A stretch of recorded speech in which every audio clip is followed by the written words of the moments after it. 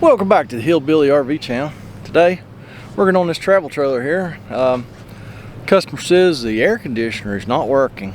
So I just got her plugged in. It's been running for about 5, 8, 10 minutes, something like that. Scratched my eye. My eye's itching. So let's go on in here and see if we can figure out what's going on. And hey, just want to remind everybody, because apparently when I don't remind you, you forget. Be sure to check out my Amazon store. Go to my new website, hillbillyrv.net. At the top of the page, there will be an Amazon link. Click on that, take you right to my Amazon store. A lot of the parts and tools that I use every day in my videos are in that store. So if you'd consider buying them there, if you're going to buy them from Amazon anyway, you might as well. So appreciate it when you do that. It puts a few jingles in my pocket. So let's go in here and see if we can figure out what is up with this air conditioner. I know it's a little hard to hear over the fan noise, but I'm just going to take my amp clamp and I'm going to put it on the AC scale. The blue wire up here coming out of the control box is going to be our compressor wire. Let's see how many amps it's drawing.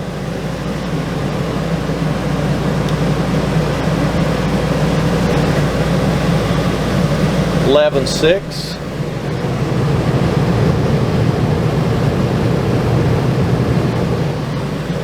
So 11.6 amps ain't bad at all. It feels pretty good. It's blowing cold air.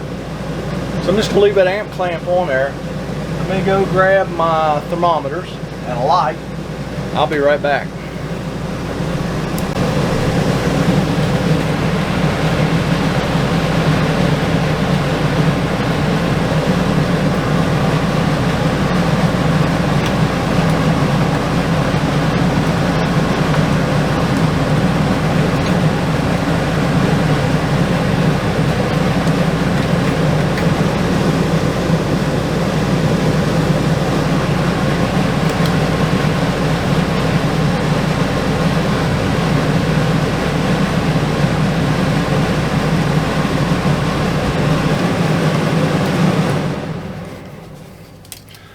Alright, got rid of that noise. I had to hold that one up in there, and it was 70 going in, and I let it go to like 45. The exhaust, that's excellent. It's pulling, like what was 11.6 amps or whatever. That's perfect. Nothing wrong with the Freon level in here. But when I pulled the grill off, there's no filter. And when I look up in here, I'm looking for a couple things. I'm looking to make sure the freeze sensor inserted in the coils, but I'm also looking at the condition of the coils. They're filthy. Apparently they lost the filter a long time ago. And thirdly, huge air leaks up in here. I mean, there's a gap that I could put my whole fist in right there, that's letting the cold air mix with the return air. That'll freeze them up. Dirty coils will freeze them up. So I'm gonna do something that I've never done on video, because to be honest with you, I don't do it very often. We're gonna clean those coils. If they're dry, they're probably not dry, because it did run for like 10 or 15 minutes. A lot of times I'll just reach up in there with my shop vac and vacuum those coils out, but I have some cleaner. I'm gonna try vacuuming it first and see, because if the coils are dry, it works great. If they've already got condensation on them, they're wet, you can't always vacuum that dirt off. But so I'm gonna see if I can clean the coils. If I can't vacuum it off, I do have some spray stuff. It's a foaming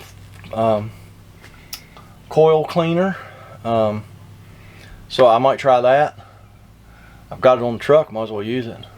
I'm gonna go get the drill, get this control box out of the way so I can get up in there, and then we'll clean and we'll seal, and I think these folks will be all right. So let me go grab a screwdriver, and I'll go ahead and bring my shop back in, and we'll see what we can do.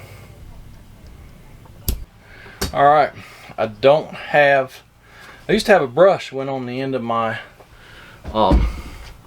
shop vac, and when I changed from my corded shop vac to my cordless, I forgot to throw that brush in there.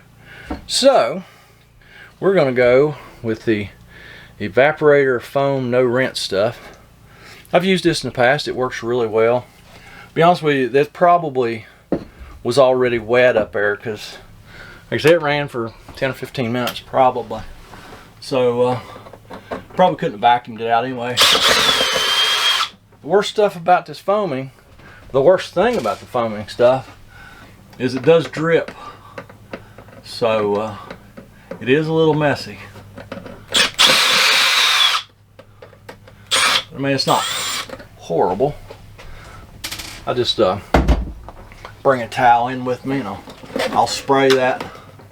I'll spray that coil real good, and then stuff my towel up in there to catch any drips. I did grab a filter out of the truck, so we'll put a filter in here.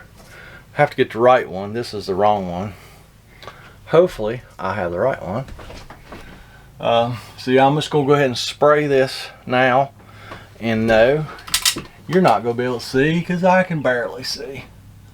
And I'm just gonna spray that coil down real good and stuff my towel up in there and let that set while I go get another filter, the proper filter. Some old towel, they get a lot of use. I'm actually gonna pull that freeze sensor out there. Now we gotta remember to put this back, so let's don't forget. We might even untangle some of the knots in it. It's almost like they knotted it for some reason, I don't know. Anywho, gonna reach up in there and spray it. And well, I don't know, I don't think y'all gonna be able to see up in here to see what it looks like now. We'll try. It's gonna want to focus. My camera's gonna want to focus on all these wires and stuff. But anyhow, I think you're just gonna have to trust me. She's dirty, and with the dirty and all the leaks, there is just no way this thing was gonna work very well. It's gonna freeze up. I think that's what's happened. Did I say that already? Yeah, dirty coils, air leaks equals frozen up air conditioners. When they freeze up, they don't work very good. So I think that's what's going on. So I guess the customer will find out later. I'm not going to stay here for several hours today and watch it run when we get done. Matter of fact, it probably needs to dry. You know, the coils need to dry before you run it. I'm sure if I read those instructions, which I'm not going to do, I'm sure it probably says let it completely dry or something. Blow it out. We're not doing any of that. We're just going to let her dry.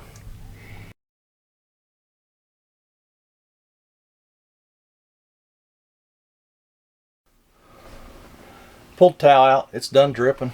It looks much better. It's not perfect, but it does look much better. So first thing I'm going to do before I forget is go ahead and insert the freeze sensor back into the coils, because I know how y'all are. Y'all let me forget.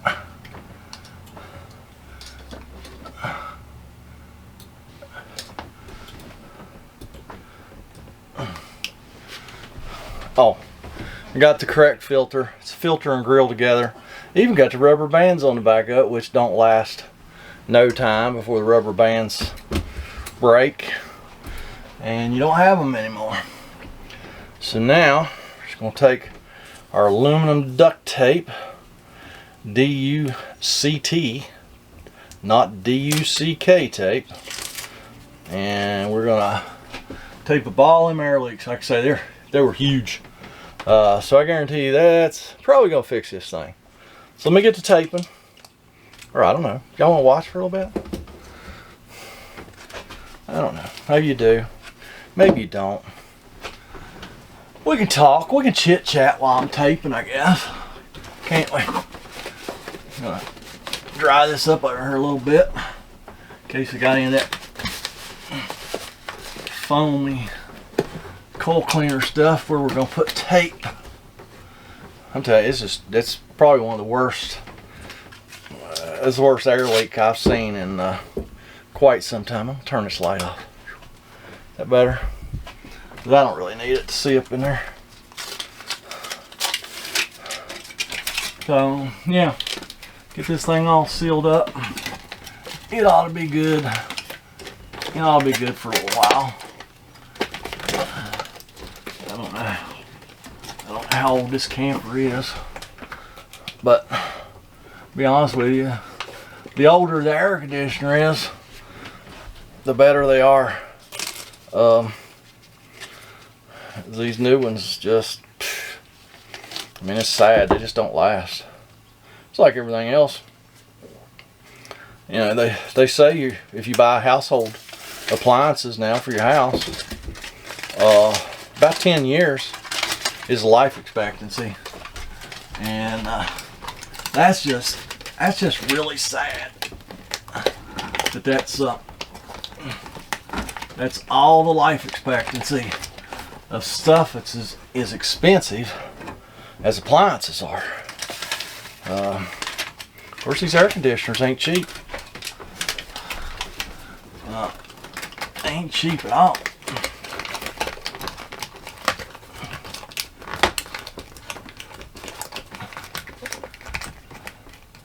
So I'm trying, if you're doing this, try your best not to cover up the important part of your data tag up in there, because somebody might come behind you and need to get that information off that data tag, and if it's completely covered with tape, shocker, you can't see it.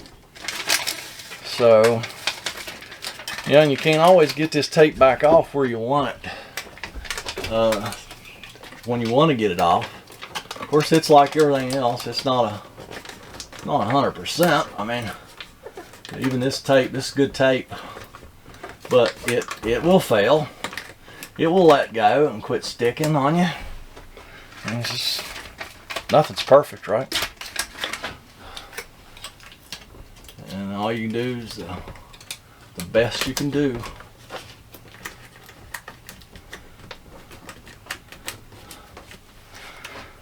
Right?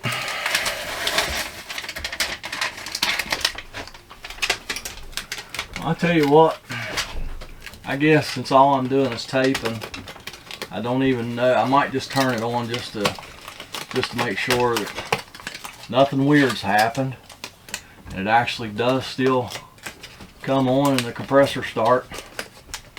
So I guess probably just going to go ahead and sign out. Because like I say, we're not going to stay here for the next few hours and see if this thing still freezes up. Because I mean, it could. It sure didn't look like it by all my testing, but you know, it could be a smidge low on Freon, and you know, it could still want to freeze up, but I don't think so. So that being said, don't y'all freeze up.